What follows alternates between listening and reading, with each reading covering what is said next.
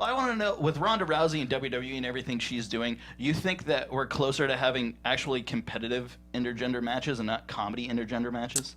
Um, I don't. It all depends on if their marketing of it. If WWE can find a way to, because obviously they're working with under PG banner and they're working with as a publicly traded company. So if they can find a way to present it where it doesn't trigger domestic violence thoughts, which I think is very possible. I mean, I think the way that I do it a lot of times doesn't, is very different than how, than the triggers of domestic violence. But I think their company's creative enough and capable of it for sure. And, they just got to get the right players involved. And isn't Ellsworth doing I was just thinking that. Yeah. Carmella and Ellsworth, or somebody in Ellsworth. Yeah, well, no, he wrestled Becky Lynch, and now he's doing a thing with Asuka. But Yeah. no one takes him seriously as a competitor. Right. Whereas, like, if Asuka stepped in the ring with Daniel Bryan, people would be like, "Holy shit, this is going to be a good match." Like, it would be a good match, and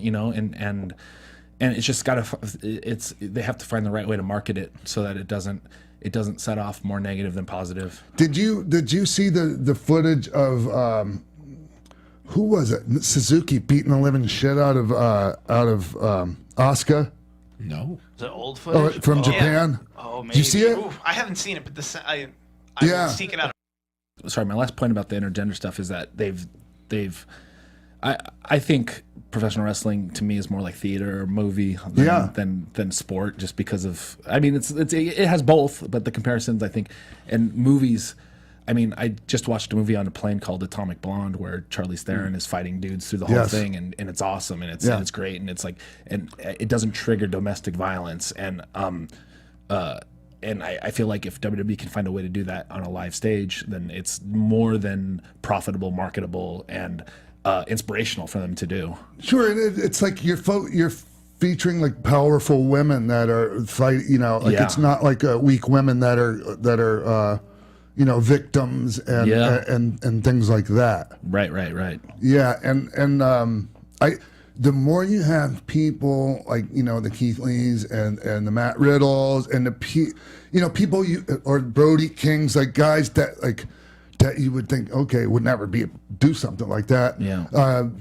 Doing things like that and having fun with it. Right. Like I think, the more accepted it's going to be.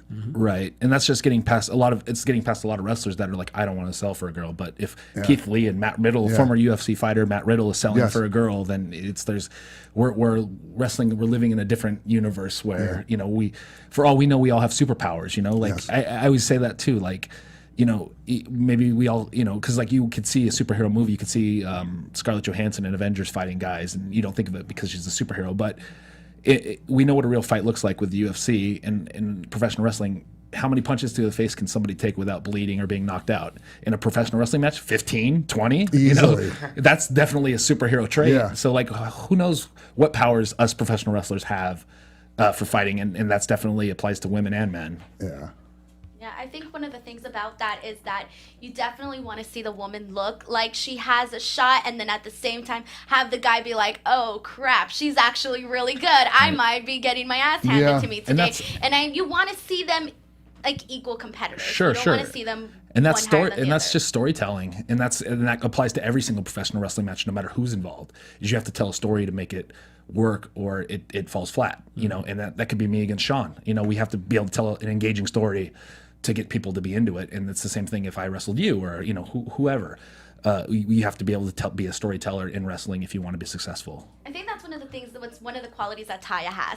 When Taya goes in there and she goes up against a guy, like, okay, she's not here to mess around. She's not here to be made a joke of. She's going to go and like kill it. And that's, I think, one of the things that I personally really enjoy about her, that she does incorporate in her matches with guys. Well, something Sean says all the time, it's not the moves in the matches, it's what you do in between the moves. For sure. How long did it take you to have that click in your brain? I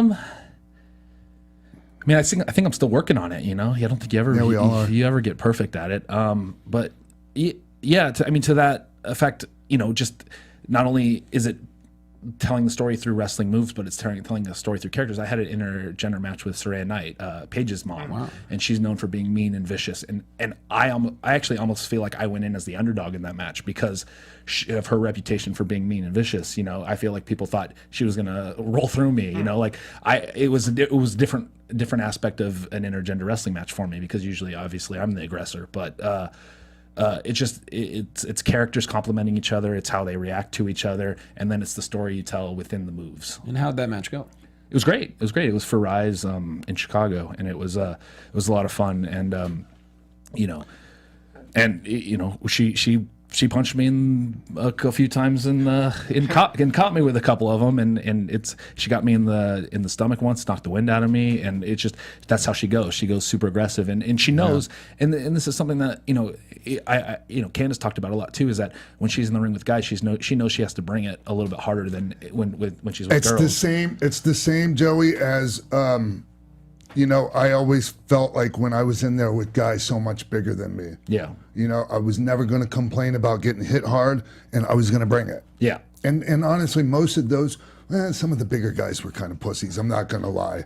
They would complain, but most guys didn't want to complain about this little guy, knocking the shit out of them. Sure. And you knew you had to make it believable. That's the bottom line. Is you had to make the audience believe that you could damage these bigger guys. Yeah. Shit, man. I had a really good point I was going to add. Now I forgot. On the subject for WWE specifically, I don't think they're going to touch intergender because they had a chance with it with the mixed match challenge. They've other than like the James Ellsworth jokey stuff. I think they're just going to assume men don't touch women.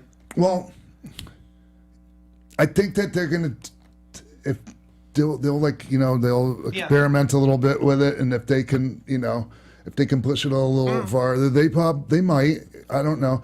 But I was, I know what it was. I was going to add to what you were saying is, I never had a problem with selling with women. My problem as a baby face, like when I got put in a tag situation with China, and she was a heel, was me hitting her. As a baby face. Yeah. And we worked around that. And it wasn't hard, actually. You just got to use your head. Right, exactly. No matter as a heel or face or whatever, I don't. There's never a point where I will strike a girl in a match, which is easy to work around because we make it up. We make up what we do. And if there is a strike, it's sold properly. Yeah. And it's, the Candace and I used to have this spot where. She would be rocking and rolling on a dude, and she would hit the ropes, and out of instinct, the guy would punch her, and she would dead sell it, and the whole crowd would go, "Oh my God, how can you punch a girl?" And we did it with Colt Cabana, obviously, he was super babyface, and he was like, "Oh my God, I'm sorry," and he started apologizing, and then I came and capitalized on him while he was apologizing to Candace, trying to help her up because instinctually he just as defensively threw a punch, and she sold knocked out. Yeah. So we used the strike as a big moment in a match, and it was properly sold, and it was believable, it's all storytelling. In Mexico, when I was there, every night there was a match that was intergender. It would be Billy Boy and Fabi Apache and us and Ayako Hamada and this one and that one and the Moreno sisters and all beating the shit out of each other. I mean, Lucha Underground, I think you would agree, has done a fantastic job with intergender wrestling.